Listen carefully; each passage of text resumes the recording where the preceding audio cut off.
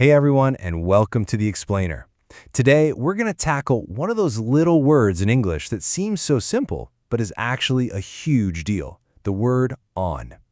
It's everywhere, and we're about to find out why. Let's get into it. Yeah, I know. It sounds like the setup to a really weird joke, right? A fire, the start of the work week, a vacation. What could possibly connect all those things? Well, the answer is way smaller and way more powerful than you'd guess. You got it. The key that connects all of these completely different ideas is that one little word, on. To really get a feel for how this one word works in the real world, we're going to try something a bit different today. We're actually going to follow a character we made up named Alex through their day. And as we tag along, you'll see on pop up all over the place in totally normal situations. It's the best way to see these phrases in action, in context. Okay, so let's dive in. We're catching up with Alex in the morning, they're getting ready for a busy day, and things are already moving. So, first things first, Alex is looking at their calendar. It's a busy week, and they've got a huge presentation happening on Monday. And right there, we get our first and probably the most common use of the word on. Okay, so this is rule number one. It's super straightforward. We use on for specific points in time. Basically, think of it like dropping a pin on your calendar. You're pinpointing a specific day, on Monday, on July 4th, even a recurring time like on weekdays. If you can point to it on a calendar, on is almost always your go-to word.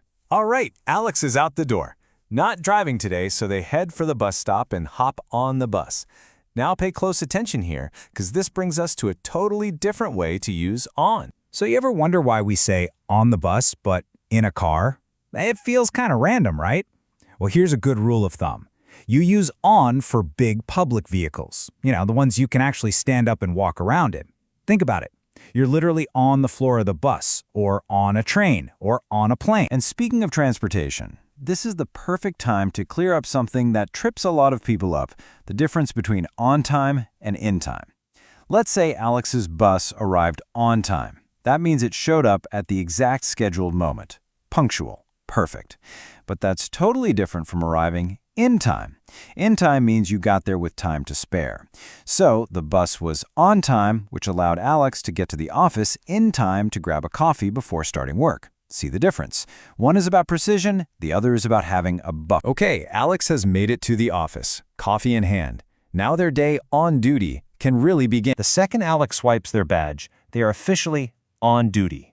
They head over to their desk, which is on the left side of the room, up on the 5th floor. Did you catch all that? We used on for a location, on the left, a level on the 5th floor, but also for something else entirely. It's describing a state of being. And that, my friends, is our third big category for the word on.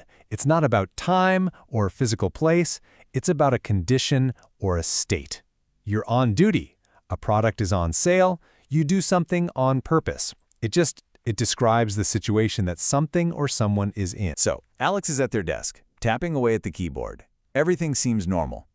Almost too normal. The afternoon's about to get interesting. And then, bam, alarms start blaring out of nowhere. A voice comes over the loudspeaker. The building is on fire. People start heading for the exits. Now that is a dramatic use of the word on. Okay, deep breath. Phew. It was just a drill. False alarm. And as everyone is shuffling back to their desks, a coworker turns to Alex and jokes, "I bet you started that on purpose just to get a break." And boom, there it is.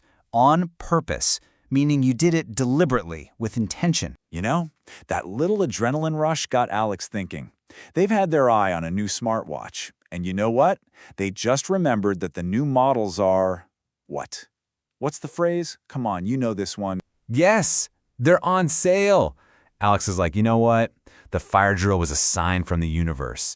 The day's pretty much shot anyway, so it's time to grab that discount. And just like that, Alex is packing up their stuff. The meeting isn't until next Monday after all. They're starting their vacation early, which means Alex is now officially on holiday. A perfect way to end the workday, if you ask me. Wow. Okay, so from a Monday meeting to a bus ride, a fake fire, and now a surprise vacation, We've seen On do some serious heavy lifting today, so let's wrap this all up in a nice, neat little toolkit for you. All right, let's break it down one last time. It's actually pretty simple when you see it all together. First up, we had time. Remember, like dropping a pin on the calendar. On Monday, on time. Then we had location. Think about being on a surface, like on the bus, or giving directions, like on the left. And finally, we had state or condition.